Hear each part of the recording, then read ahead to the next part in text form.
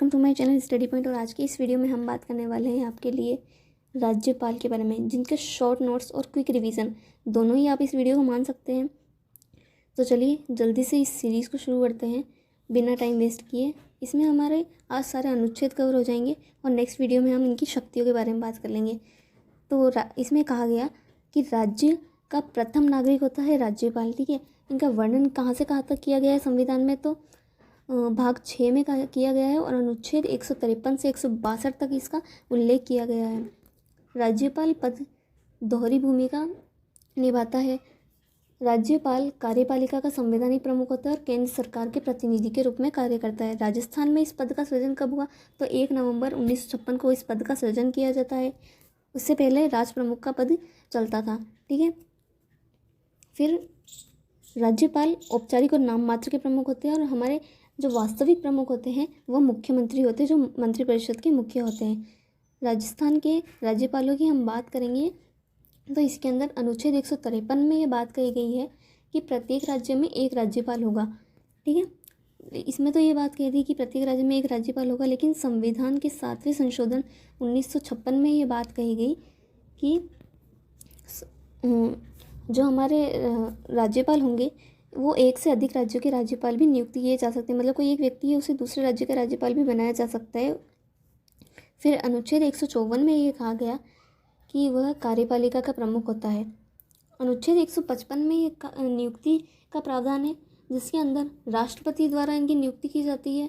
और नियुक्ति ये कैसे करते हैं, तो यह प्रधानमंत्री और मंत्रिपरिषद की सिफारिश पर नियुक्ति करते हैं। मतलब इन्हें पहले प्रधानमंत्री और मंत्रिपरिषद से इनसे सिफारिश करनी होती है या उनसे सलाह लेनी होती है।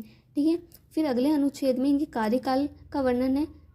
अनुच्छेद 156 में कहा गया कि राष्ट्रपति के पश्चात पर्यंत तक या 5 वर्षों तक इनका कार्यकाल रहेगा।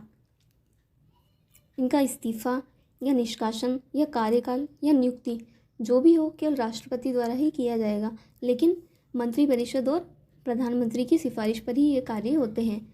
फिर अनुच्छेद 157 में इनकी योग्यताओं का वर्णन है, जिसमें कहा गया कि भारत का नागरिक होना चाहिए और न्यूनतम आयु इनकी 35 वर्ष से अधिक होनी चाहिए। ठीक है, फिर बीपी सिंघल बनाम भारत केस में ये कहा गया कि राज्यपाल का पद एक संवैधानिक पद है, अतः केंद्र सरकार द्वारा जानबूझकर या मनमाने तरीके से राज्यपाल को निष्कासित नहीं किया जा सकता। केजी बालाकृष्णन की बेंच बैठी थी, यह 5 जजों की बेंच थी। फिर अनुच्छेद 158 में इनकी शर्तों का वर्णन किया गया, जिसके अंदर कहा गया कि यह एमएलए, एमएलसी, एमपी नहीं होने चाहिए या किसी भी लाभ का पद धारण ना करते हो। राज्यपाल सरकारी आवास, वेतन, भत्तों का हकदार होगा। इनके सरकारी आवास को राजभवन कहा जाता है। ठीक है, यदि राज्यपाल एक से अधिक राज्यों में राज्यपाल का पद धारण करते हैं तो उसे वेतन उसी अनुपात में दिया जाएगा जो राष्ट्रपति द्वारा निर्धारित किया जाएगा।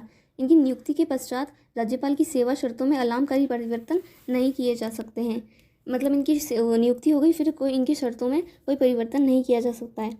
फिर इनके फिर अनुच्छेद 159 में ये कहा गया कि इनको शपथ उच्च न्यायालय के मुख्य न्यायाधीश द्वारा या उनकी अनुपस्थिति में वरिष्ठ न्यायाधीश द्वारा शपथ दिलाई जाएगी। मतलब अगर मुख्य न्यायाधीश नहीं होंगे तो उस उच्च न्यायालय के जो भी सबसे वरिष्ठतम न्यायाधीश है उनके द्वारा ये शपथ दिलाई जाएगी। संविधान व विधि के आधार पर ये दिलाई जाएगी, परिरक्षण, संरक्षण और प्रतिरक्षण के आधार पर। वेतन भत्तों की बात की जाए तो 3.5 लाख रुपए इनका वेतन होता है, जो कि राज्य की संचित निधि से दिया जाता है। और आगे हम इनकी पेंशन की बात करें तो पेंशन इनको केंद्र की संचित निधि द्वारा दी जाती है। आई होप आप सभी को वीडियो पसंद आया होगा, तो ज़्यादा से ज़्यादा इस वीडियो को शेयर करें और आप क्विक रिवीजन करते रहें। Thanks for watching.